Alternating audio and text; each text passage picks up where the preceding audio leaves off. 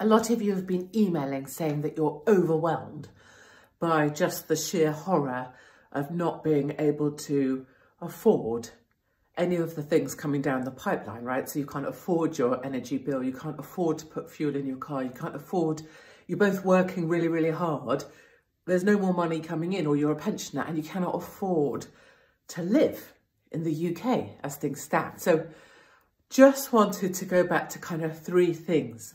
And I know I say these things a lot, but that's because they do work. Is that number one, when these sorts of things happen and the world closes in around you, you do start to behave a bit like a mouse that's being caught by a cat. So you don't realise it, but you never take a full breath because you're shallow breathing, because you can't stop enough to breathe. So firstly, it's really important when you don't know what to do or how you're going to cope, you just breathe. And you just breathe all the way in and all the way out.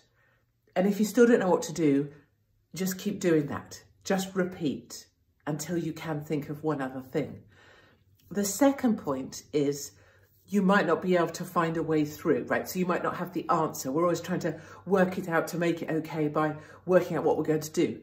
It might be that that is not possible right now because there's so much coming at us and you can't magic up money or a way through this. So what you have to do is pull in that kind of horizon. So you're not going to try and make it through this year.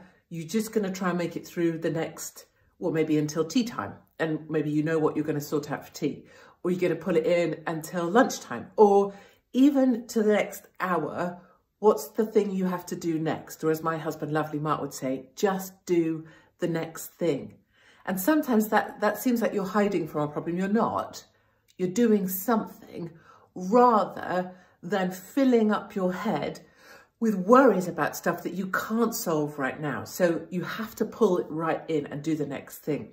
And finally, right now, if you're not physically super unwell, and I mean, you know, like double arm dislocation, stuff that means that you're in levels of pain that you can't really function. If you're able to function, one of the most important things you can do for yourself is do whatever makes you feel much better. Now, for some people that could be hard drugs, but it could be that you could go for a walk, you could stand in the sun, you could stretch in your lounge, you could go and buy yourself £1 worth of daffodils. Whatever is something that makes you feel better, and typically, you know, strengthen in order to endure, in order to prevail, that's really a great thing to do. And even if you don't really feel like going outside of your door, even if you could just get out just to breathe the air, that's an excellent thing to do. So no breathing like a little caught mouse. You have to scoop the air like a big fat mole. Don't try and find the solution to it all.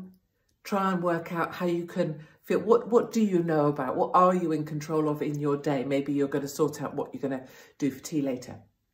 And then finally, do something that helps you build yourself a little bit stronger than you were 10 minutes ago. Do those three things, and then we'll worry about the next stuff next.